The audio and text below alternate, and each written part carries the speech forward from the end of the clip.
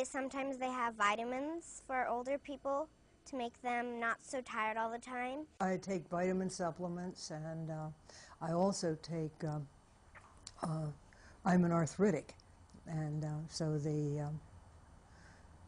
just having a senior moment. I can't think what you call it. Glucosamine. Thank you. And that has made a big difference for me, because it took about 4.5 or 5 months for it to kick in. But once it did, it has made a lot of difference. These regular medical doctors have come a long way to understand that supplements may be good for you. We can take powerful antioxidants. For instance, some of the powerful antioxidants that I take and that I like are coenzyme Q10, grapeseed extract, and alpha-lipoic acid. These 3 nutrients have the ability to neutralize free radicals that are found in the environment. Free radicals are really the common pathway that cause the aging process and cause most diseases to occur.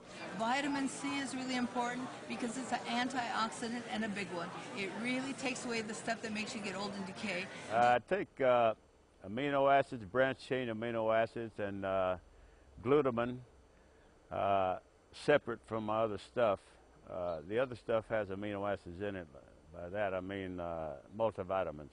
I'm taking antioxidants. I'm taking selenium because it's absolutely been found to be helpful, perhaps in preventing and eliminating prostate cancer and other cancers. I'm taking fish oils. I'm taking B vitamins. I have read the evidence. There's stuff that helps. I'm taking it. I certainly feel better.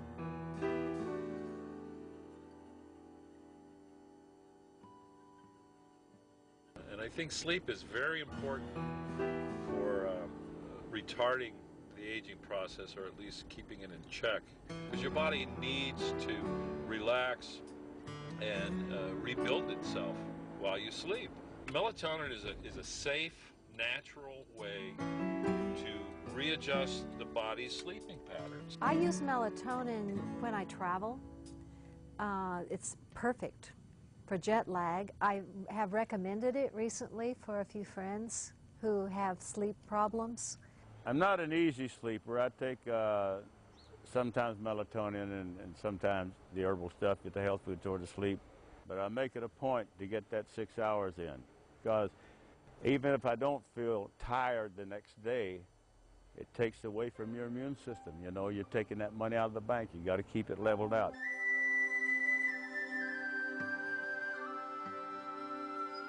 When the days are shortest, we'll be most likely to take St. John's wort to help us with the seasonal affective disorder, the SAD. That Grace and I both noticed when we were younger, before we knew a name for it. We would have this post-Christmas letdown where you just want to hibernate in the deep part of winter. And the St. John's wort definitely helps with that.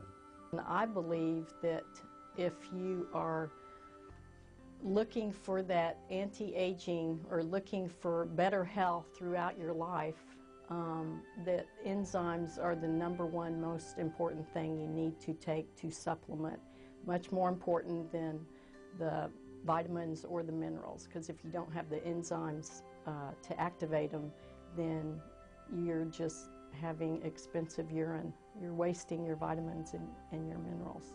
Often, many herbs and supplements are just kind of, I feel, sort of irresponsibly prescribed in cases where they're really not appropriate. You have to do more than just hope on pills. You really want to get a variety of vitamins and minerals. Your supplements need to come from a balanced diet. Not so much a diet where it restricts you, it's more about healthy eating. A balanced variety and moderation from all food groups. We can reprogram our biochemistry through the use of hormones, lifestyle changes, diet, and nutrients so that we can affect the aging process in a very favorable manner. There are hormones of aging and hormones of youth. Insulin is a hormone of aging, and also cortisol is a hormone of aging, because cortisol, a stress hormone, ages the tissues. And the third hormone of aging is adrenaline. Adrenaline is a hormone associated when you get nervous or excited. So as we get older, our insulin levels, if anything, go up.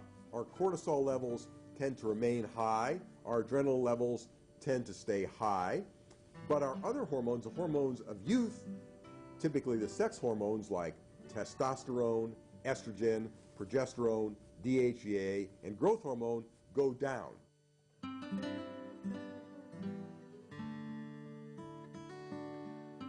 For aging, for female hormones, for that kind of thing, I'll usually go to a Chinese practitioner or an Asian practitioner.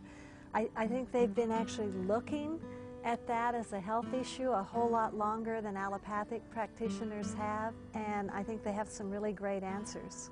I did my menopause with all herbal things that I made myself. I raise Vitex and make tinctures out of Vitex and black cohosh and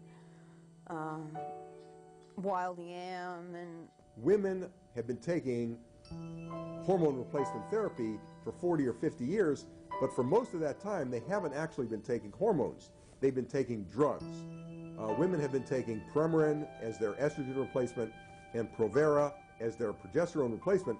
Well, there are side effects that are associated with the use of Premarin and Provera, and a recent study called the Women's Health Initiative, which involved more than 15,000 women, was called off because the women that were taking the Premarin and Provera were found to have a higher incidence of heart attacks and strokes and blood clots and other serious diseases, and many conventional gynecologists no longer would offer these therapies to women. So women have found themselves in a quandary. They're going through menopause and they no longer have access to these hormones of youth.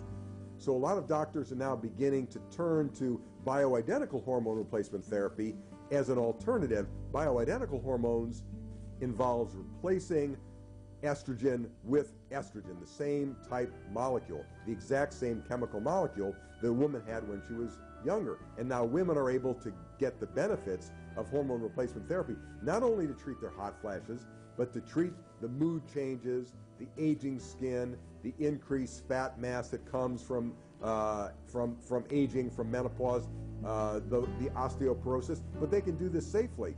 As men get older, men go through menopause, the male menopause, or what's called andropause, and this is due to declining levels of testosterone.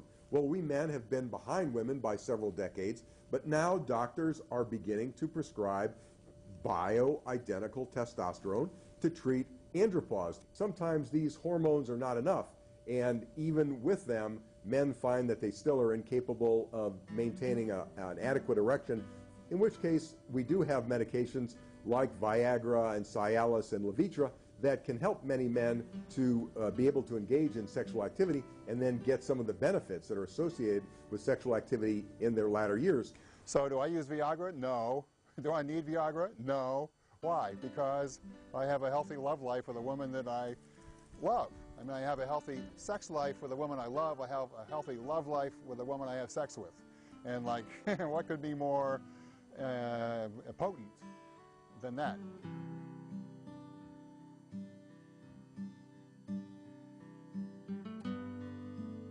Sex has actually been found to be associated with longevity.